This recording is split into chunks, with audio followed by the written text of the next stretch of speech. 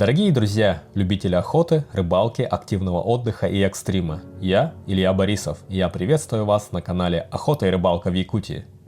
Сегодня мы расскажем про нашу охоту на одного из самых желанных трофеев – якутского снежного барана – чубуку. Этой осенью мы проделали очень непростой путь. Как и в жизни, так и на охоте было много взлетов и падений. Первый осенний выезд 2025 года был нами совершен в Момский Улус. Нам предстояло на 2 автомобилях преодолеть из солнечного Якутска до заснеженных Момских гор нелегкий путь протяженностью порядка 1200 километров. Но давайте обо всем по порядку. Поехали!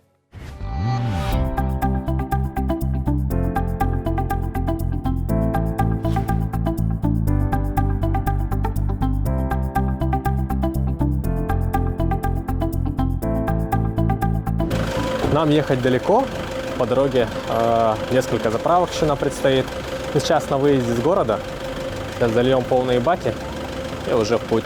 Еще нам останется немножко продуктов закупить.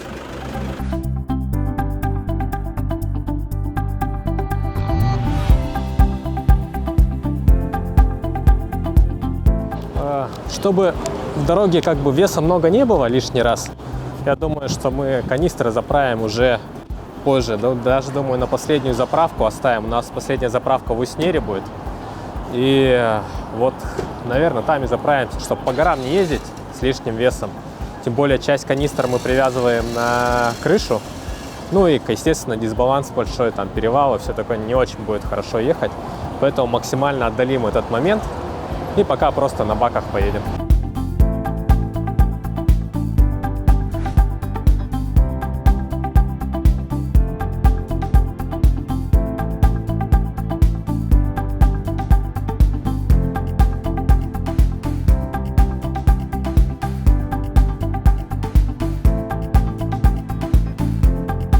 Шняк берем, макароны берем. Предлагаю еще взять вот такие протеиновые печеньки. Вкусные очень. Вкусные и питательные. Вместо шоколадок, кажется, более такое полезное и энергетически ценное. И можно взять еще паштет. Да, наверное, лучше с гусиной взять. Что удобно, здесь все можно взять упаковками, то есть заводскими. Не надо там ничего перекладывать, сразу взял упаковку и загрузил машину, и все, поехал. Если едете далеко и надолго, это гораздо удобнее, чем набирать поштучно где-то в магазине.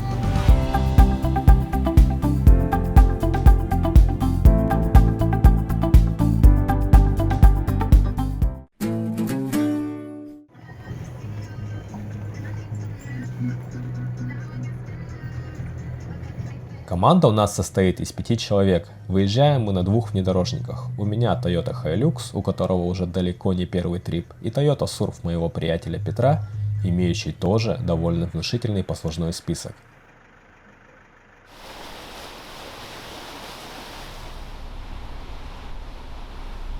Наконец настал день нашей, не побоюсь такого слова, экспедиции. Действительно, это очень длинная дорога у нас, более 1000 километров.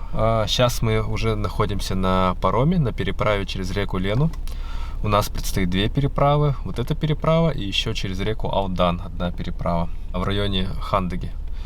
Дальше мы едем по федеральной дороге Колыма в сторону Уснеры. Это административный центр Амиконского улуса. И там уже немножко от Уснеры проезжаем и сворачиваем в сторону Зимника и уже в сторону Момского улуса. И вот какая там дорога, вот это вот вопрос большой. Сможем ли мы там проехать нормально, не сможем. Но говорят, уже какие-то машины пошли. Думаю, что мы тоже до куда-нибудь-то доберемся. 16 минут. До места охоты мы должны пересечь границы 5 районов и сменить 2 часовых пояса.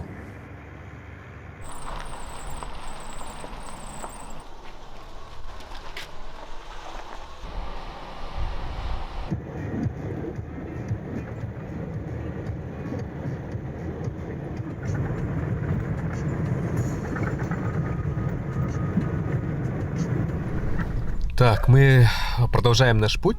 Заехали на паром уже на переправу через Алдан. В этот раз дорога оказалась вполне себе сносной, даже, можно сказать, хорошей по нашим меркам. Доехали довольно быстро, без никаких там происшествий, приключений. И самое интересное, что паром долго ждать не пришлось. Заехали, все, обе наши машины. Сейчас октябрь, и как бы паромы ходят уже по осеннему расписанию. То есть летом они ходят чаще, вот осенью они снижают количество рейсов. И иногда получается так, что машин скапливается много, то есть желающих переправиться через реку, а паромов не хватает. И может быть случиться даже такое, что какой-то экипаж из вашей группы просто не влезет. То есть там, если вы на 2-3 машинах едете, то нужно заранее это узнавать, когда паромы ходят, во сколько последний рейс парома, чтобы наверняка переправиться и не ночевать просто здесь на берегу на переправе. Смотрим, дорога хорошая, снега сейчас еще нет. Снег у нас был в сентябре, в октябре у нас обратно осень наступила. Но видим, что машины, которые едут с той стороны реки, с гор, в горах, видимо, на перевалах все-таки заснежено, потому что приезжают такие облепленные снегом. Видимо, снега там хватает. Чуть более 1000 километров мы едем по федеральной трассе Колыма. Там, в Момском районе, нас уже должны встретить, потому что мы не знаем точную дорогу до мест проведения охоты. Нам известно только направление. А ехать мы должны по автозимнику. А как обстоят дела на зимнике, мы не в курсе. Да, мы безусловно рискуем, выезжая во время распутицы. Но мы надеемся на благополучный исход.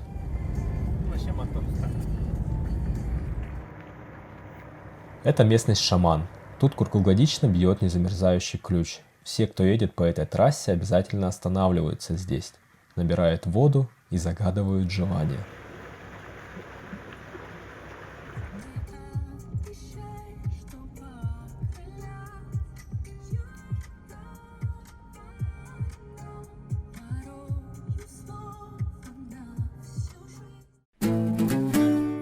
Так, второй день пути. Переночевали мы в такой небольшой базе отдыха в горах, в таком живописном месте. Утром рано выехали, где-то в 6 утра мы выехали. Дорога наконец стала более-менее ровная, можно комфортную скорость поддерживать и не трясет ничего. Температура очень сильно упала, то есть вот уехали, вот минимальная температура была минус 22 градуса, а мы на летней солярке. Конечно, немножко это как-то опасненько. По дороге была одна заправка, КБМ, вот там попали в пересменку. Пересменка целый час длится. Решили не ждать. И, в принципе, у нас ровно должно хватить до Уснеры. Наши заправки в Уснере уже крайняя заправка будет, где будем заливать все емкости наши, включая канистры. Вот, впереди нас ждет еще большой перевал, Ольчанский. Если вот старые такие опасные места, вроде Черного прижима, Заячьей петли, на федеральной трассе уже все уже там, их уже нет практически. То есть там дорогу новую сделали, они стали достаточно безопасными, и дорога широкая. То до этого перевала еще как бы ремонт дороги еще не дошел. Поэтому здесь, как много лет назад, местами даже отбойников нету. Посмотрим, может, отбойники поставили, я давно не был уже. 2 или 3 года не был. Вот, заехали в другой часовой пояс, плюс 1 час по сравнению с Якутском. То есть часы в машине показывают 9 утра, а часы на телефоне уже показывают 10 утра. Так что мы даже часовой пояс поменяли. Как говорится, дорог без приключений не бывает. На этой трассе частенько лопаются колеса, и в этот раз эта напасть настигла и нас. Но быстро заменив поврежденное колесо на запаску, мы двигаемся дальше.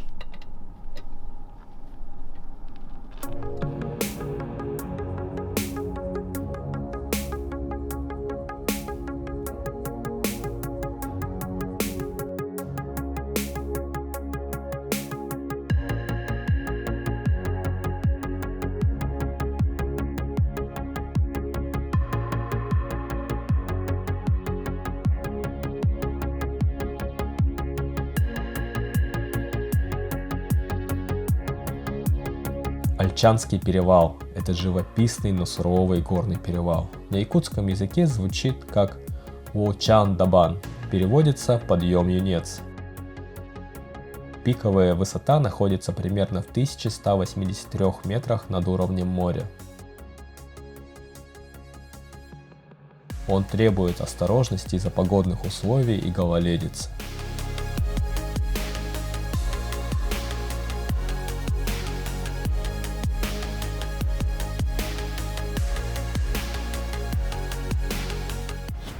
Почти на нуле. Да, точный расчет. Так, где у нас здесь топливо? Это бензин.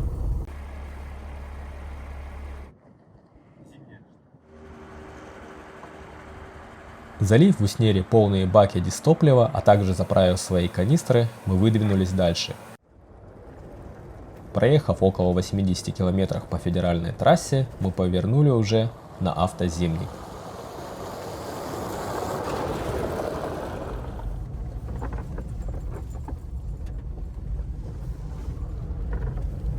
Мы знали, что перед нами в сторону Момского района за 2 часа до нас выехал грузовик с продовольствием, и у нас теплилась надежда догнать его и сесть ему на хвост.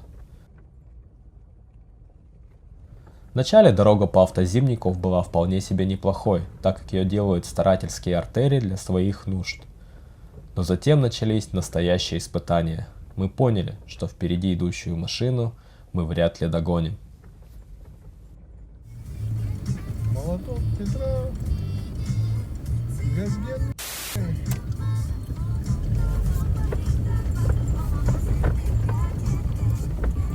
Номером, блядь, кинь его номером. А, не.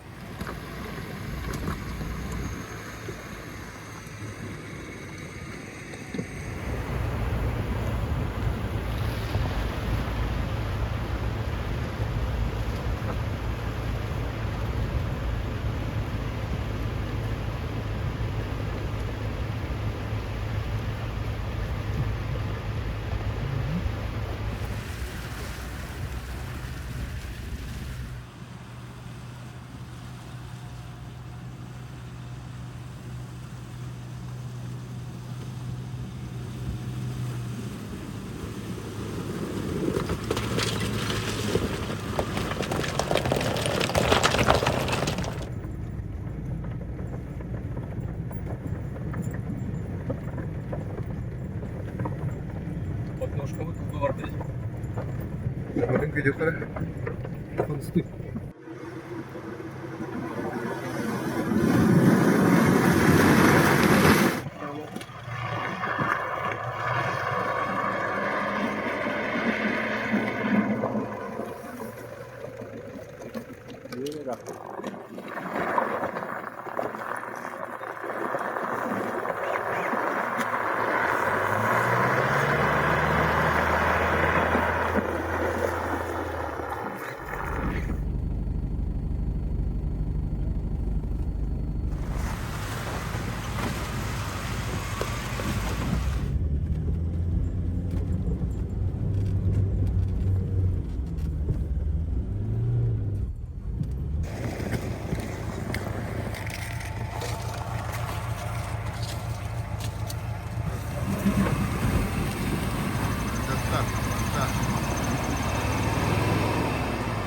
iner yerde.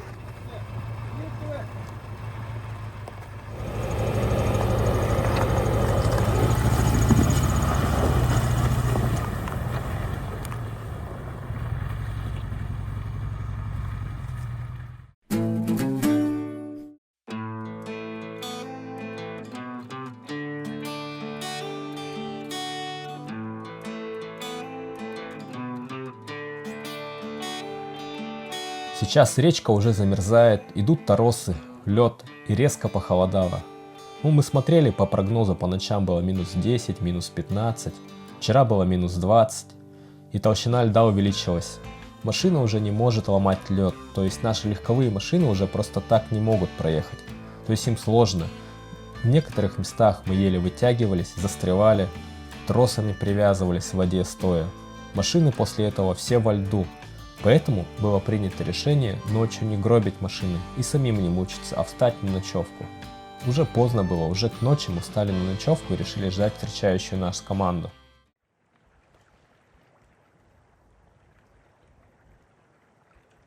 Сегодня у нас третий день нашего пути. Ждем встречающую сторону.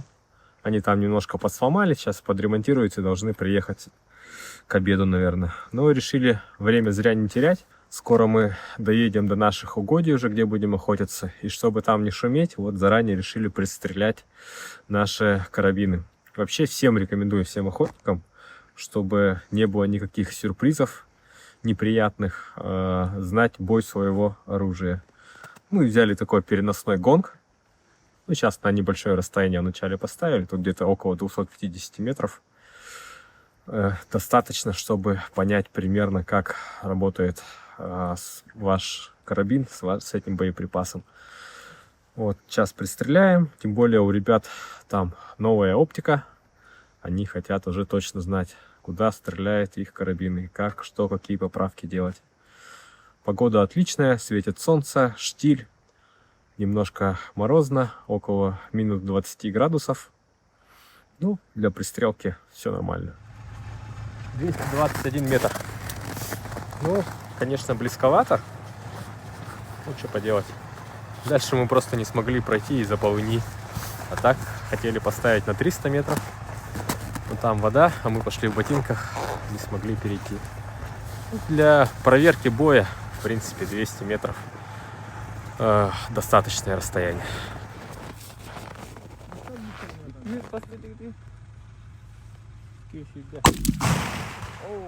Sayda. Haydi.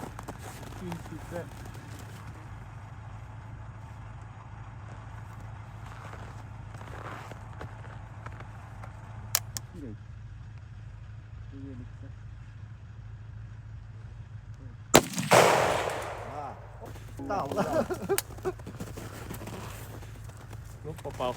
Уже хорошо.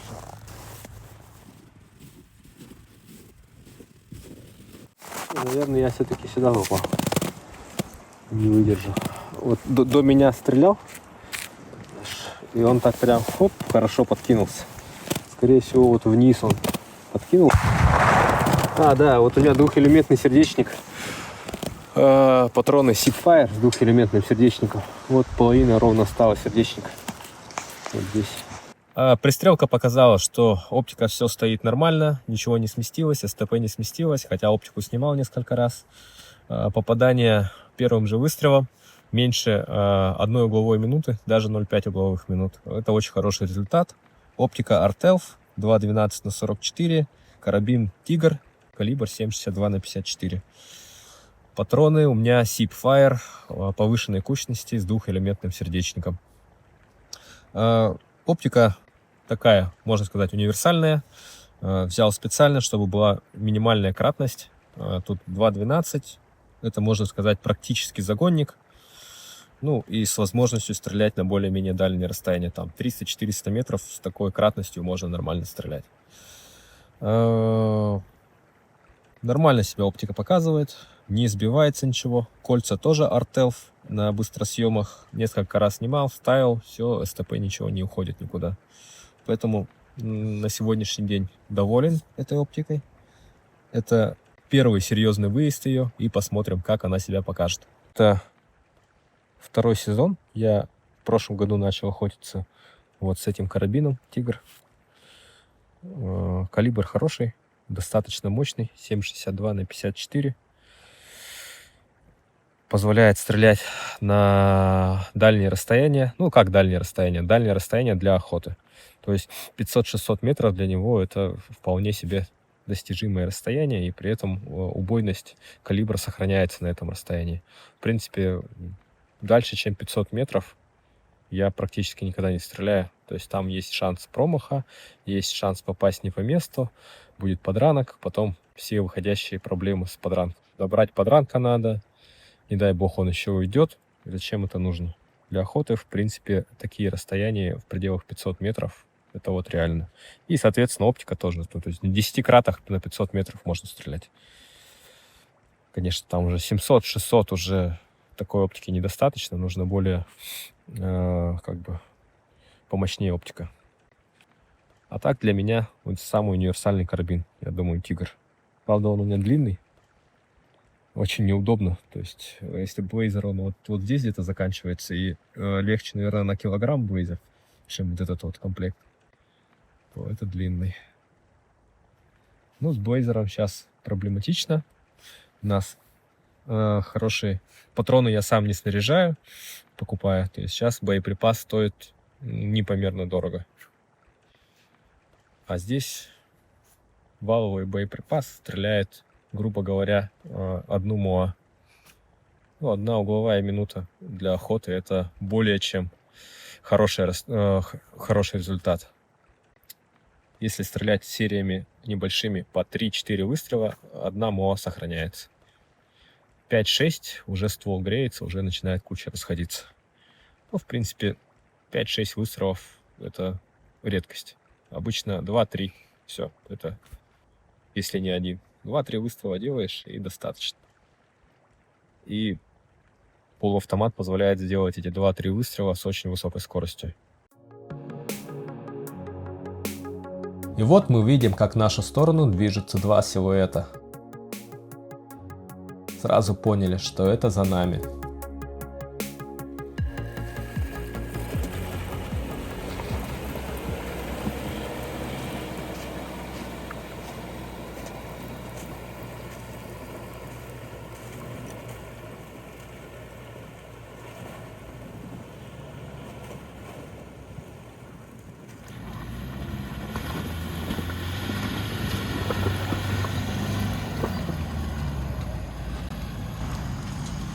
Сурф ЯКТ.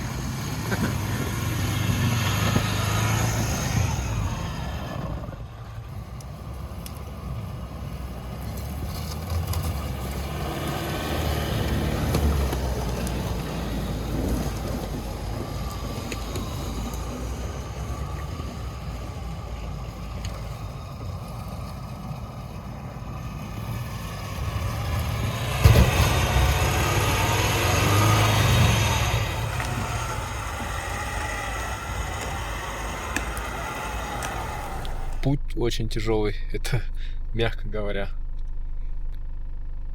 Мы, получается, выехали в воскресенье в 5 утра. Ну, не выехали, а у нас был старт в 5 утра с города Якутска. Сейчас по якутскому времени уже 4 часа дня. И сегодня вторник. И мы еще не доехали. И нам еще ехать и ехать. Такое ощущение, что когда мы доедем, можно будет сразу собраться и выезжать в обратном направлении. Основная проблема заключается у нас в том, что вроде бы и похолодало, минус 20, да, на улице, но лед, вот идет формирование льда на реке, но лед еще как бы недостаточно набрал свою толщину, и машины он мало где выдерживает. Но в то же время он уже стал настолько толстым, что пробить просто лед машиной мы не можем. То есть наши легковые машины не могут пробивать полынью и так далее. Поэтому ищем объезды, где лед потолще, либо где идут перекаты и где льда вообще нету, где помельче. То есть там, где нам нужно переехать, не всегда получается найти такие места, поэтому вот практически всю дорогу идем пешком. Впереди кто-то идет и смотрит, ищет места, где можно проехать. То есть просто мы едем едем со скоростью пешехода. Вот, поэтому сколько мы сейчас проехали? 5 километров проехали и потратили на это 2 часа даже с небольшим. А впереди еще километров 40. Сейчас еще стемнеет, и явно скорость наша упадет. Ну что там проехать 80 километров по бездорожью? Ну да, тяжело, сложно, но можно. Но тут это занимает по 2-3 суток, эти 80 километров. Едем по камням, нигде не проваливаемся, ничего, но вот тем не менее. Река зимой — это сложное препятствие.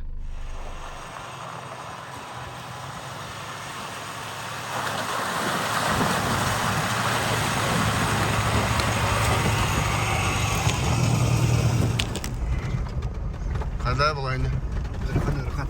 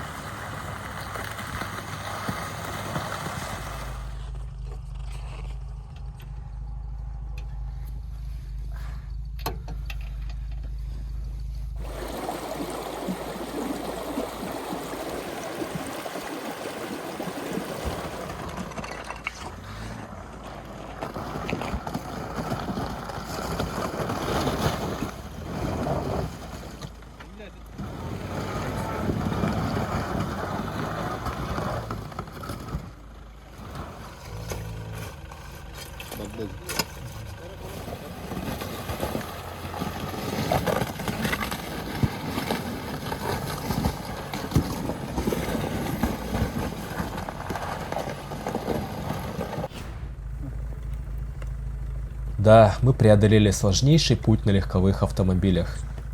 И наконец-то добрались до угодий, где будет производиться охота.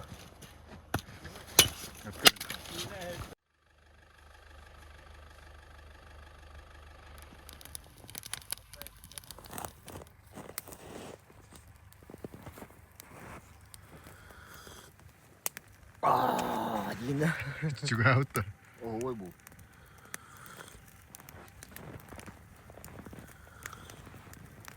Поставили 2 палатки, быстро сварили поесть и легли спать.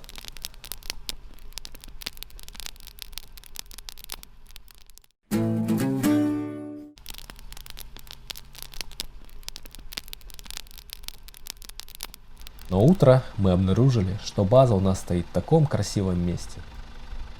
Меж гор, укрывшись от ветра среди деревьев небольшого подлеска.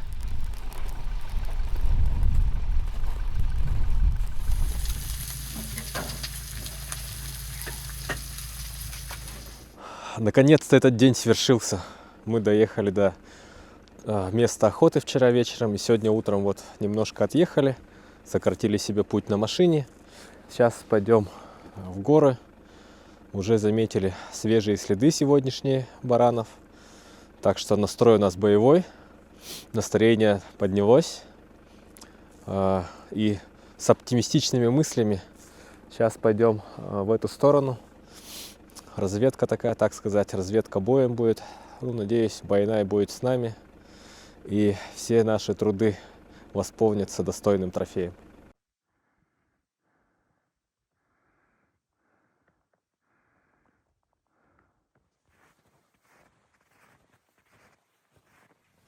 Мы разделились на 3 команды и решили пойти в разные стороны.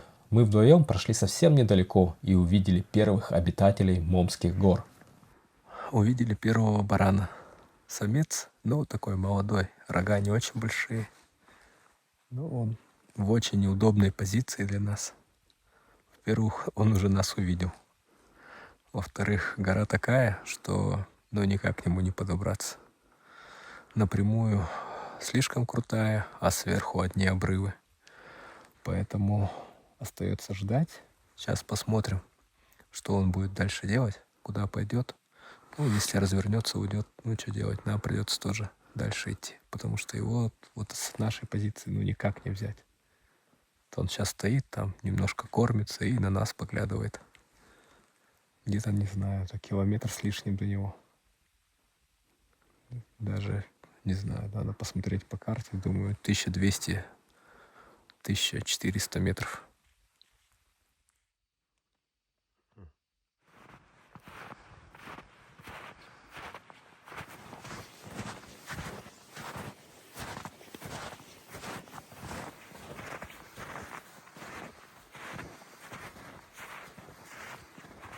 Решили еще чуть пройти по речке, затеряться из виду и диагонально подняться навстречу.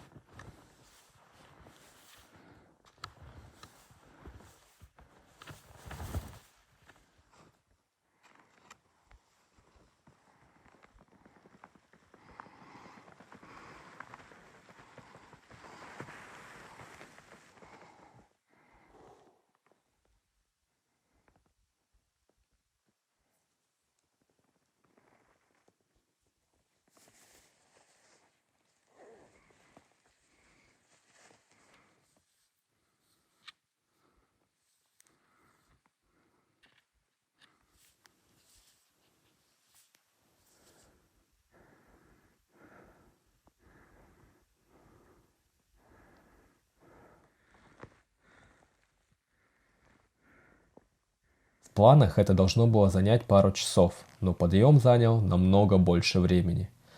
Гора оказалась сильно крутой, камни обледенелые и скользкие. Глубокий мягкий снег только покрывал камни, при этом не имея никакого задерживающего человека свойства. Не видя, что под снегом можно было запросто оступиться и покатиться вниз. Нашли следы баранов, но они такие не свежие, вчерашние, наверное. И сейчас нам еще поднимемся наверх и уже пойдем в сторону баранов. Надеемся, вот складки рельефа помогут нам максимально близко подойти. Ну, конечно, у барана тоже не дураки. Заняли позицию, с которой вид открывается практически на весь склон. Вот нам надо будет сейчас подняться. Возможно, придется обходить их сверху. Но желательно наверх не подниматься, конечно, нам. Гора такая очень крутая. Мы идем по самому пологому месту, но при этом скорость у нас, конечно, вообще оставляет желать лучшего. Еще мешает снег и достаточно крупные камни под снегом. Сейчас чуть-чуть отдохнем и продолжим путь.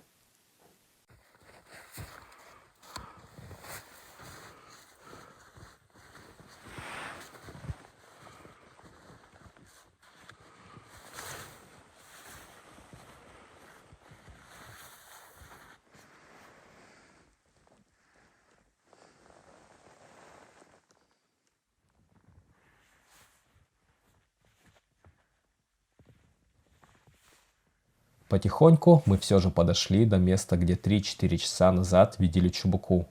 К нашему сожалению, они уже покинули эти места. Скорее всего, ушли наверх за отстои. Так и завершился первый день охоты.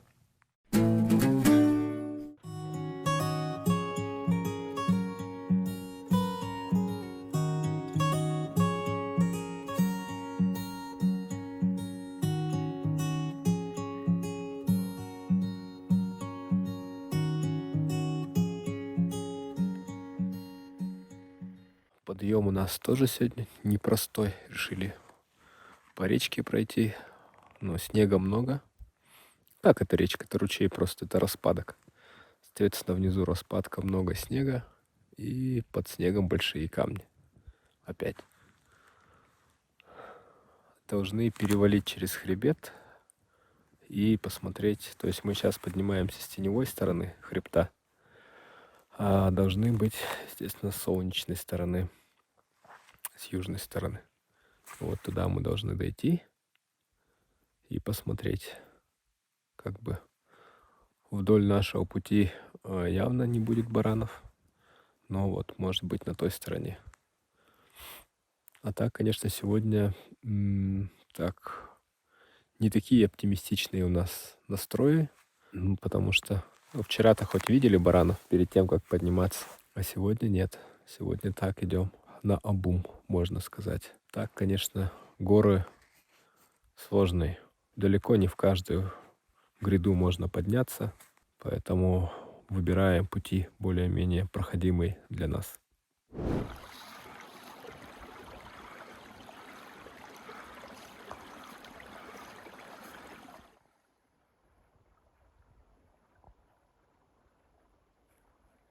Алларатта тақсып тұр.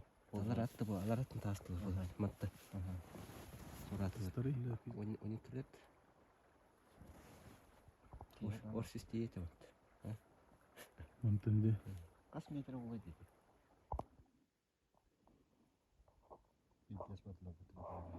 Сюда чуга потом.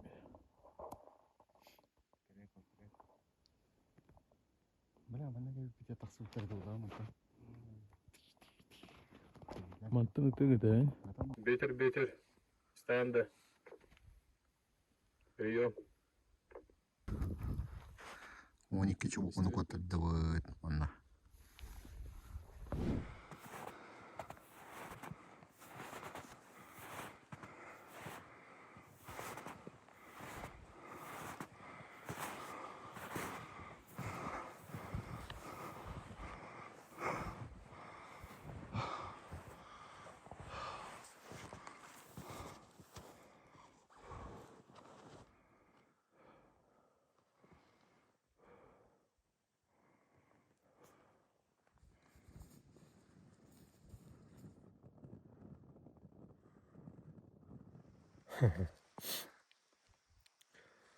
Да. Балык ты барбака. Уже кыл балык тут өтөсү.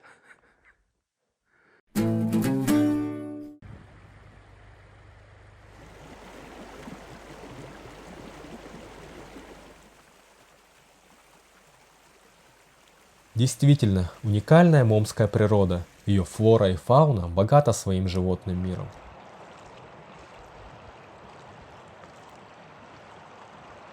Отдельное восхищение заслуживают бесчисленные горные речки, где обитает визитная карточка момчан хариус. Эта рыба здесь достигает поистине огромных размеров.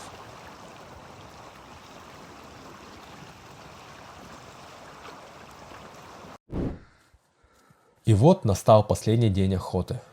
Видим следы нашей собаки, которая погналась за 2 баранами, и вдалеке мы слышим ее лай.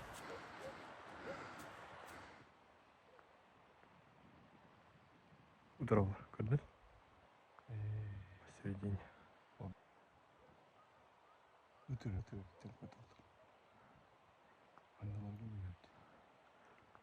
Өтті көрау. Аяғы бұға. Тұтан тұрар бұға.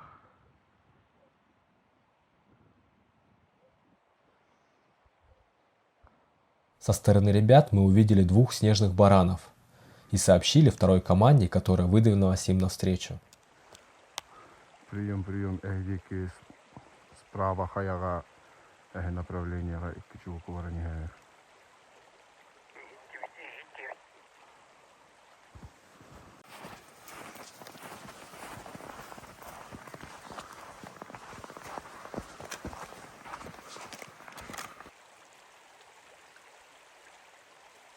Ребята увидели, как бараны поднялись на отстой.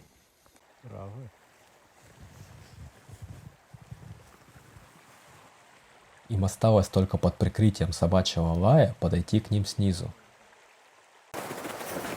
Собака вот преследовала 2 баранов. Поставила там на отстой. Сейчас мы туда идем.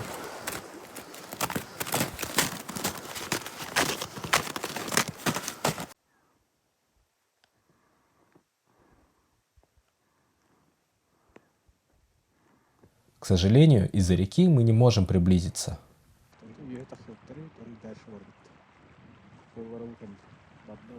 Но как в лучших традициях закона подлости, услышав людей, целый день бегающая и уже уставшая собака прибежала к хозяину, бросив зверя. А бараны в это время уже успели уйти за гору. Вот так безрезультатно подходит к концу наша охота в Момском районе во время межсезонья. Начало октября, как оказалось, не лучшее время для охоты на снежного барана. На Момские горы в это время тяжело подниматься, а доехать до этих самых гор еще сложнее. К тому же мы не видели трофейных самцов. В это время гон еще не начался, и найти их задача непростая. Так бывает. Охота на то и охота. Неудача случается нередко и только закаляет наш характер. И уже через месяц мы вновь отправляемся за снежным бараном, но уже в горы Тампонского района.